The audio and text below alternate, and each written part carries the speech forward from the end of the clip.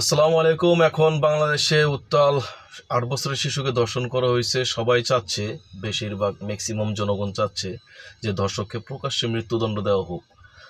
হোক সেটা গলা কর্তন অথবা ফাঁসি অথবা ইটপাট খেললে মেরে তাকে মৃত্যুবরণ করা হোক, যেটা সৌদি আরব স্টাইল অথবা মিডল ইস্ট যে কোনো ইসলামিক শাসন দেশগুলো যেভাবে বিচার করে থাকে সেই স্টাইলে তারা বর্তমান বাংলাদেশের জনগণ সেই বিচারটাই চাচ্ছে। কিন্তু আমার কথা হলো, এতে সরকারের সমস্যাটা কোথায়? এটা তো জনগণের সরকার, গণ অভ্যুত্থানের সরকার।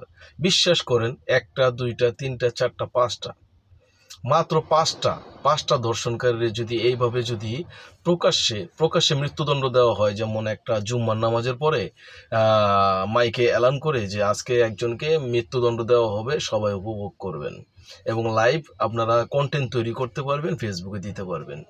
এরকম করে যদি আপনারা একটা দুইটা তিনটা চারটা পাঁচটা আসামিকে যদি ফাঁসি দেন এই বাংলার মাটিতে, আমি কথা দিতে পারি এই 5টা আসামির পরে জীবনে কোনো দিন এই কাজ করার আগেও শয়তানও 10 বার ভাববো যে আমি এই কাজটা করবো কিনা। তার ঘাড়ে যদি স্বয়ং ইবলিশও যদি বসে বহমান থাকে, ভর করে, তারপরে সে ভাববে যে আমি এই কাজটা করবো কিনা। কিন্তু আমাদের বাংলাদেশের আইন এতটাই দুর্বল যে আসামি ধরা পড়লে সেই আসামি 1 বছর 2 বছর 5 বছর 10 বছর, আসামির টাকা থাকলে আসামি জামিনে আসছে। মার্ডার মামলার আসামি আমার চোখে দেখা, কিছুদিন আগে মার্ডার হয়েছে আমাদের এলাকায়, সেই আসামিও 6 মাস 1 বছর পরে জামিনে আইসা পড়ে। কিভাবে আসে ভাই? কি ধরনের সিস্টেম, কি রুলস, কি রেগুলেশন? আমরা যে বিদেশ থাকি, এই বিদেশের সিস্টেম, এই যে সিঙ্গাপুরের কথাই বলি, সিঙ্গাপুর একটা বিধর্মী কান্ট্রি, বাট এটা কোরআনী শাসনে চলে। আপনারা এই শাসনটা বাস্তবায়ন করেন, বাংলাদেশে বাস্তবায়ন করেন, এবং আপনারা অবশ্যই যে একটা দুইটা তিনটা চারটা পাঁচটা আসামিকে এইভাবে প্রকাশ্যে ফাঁসি দেওয়ার একটা সিস্টেম করেন, একটা বন্দোবস্ত করেন। দেখেন দেশ পুরো ঠান্ডা, দেশে কেউ কাউকে মারবে না, কেউ কাউকে মারার আগেও 10 বার ভাববে, সেটা যেই দলের হোক, বিএনপি, আওয়ামী লীগ, বৈষম্য বিরোধী ছাত্র আন্দোলন, যারাই থাক, পাওয়ারে থাক, যেদিকে থাক।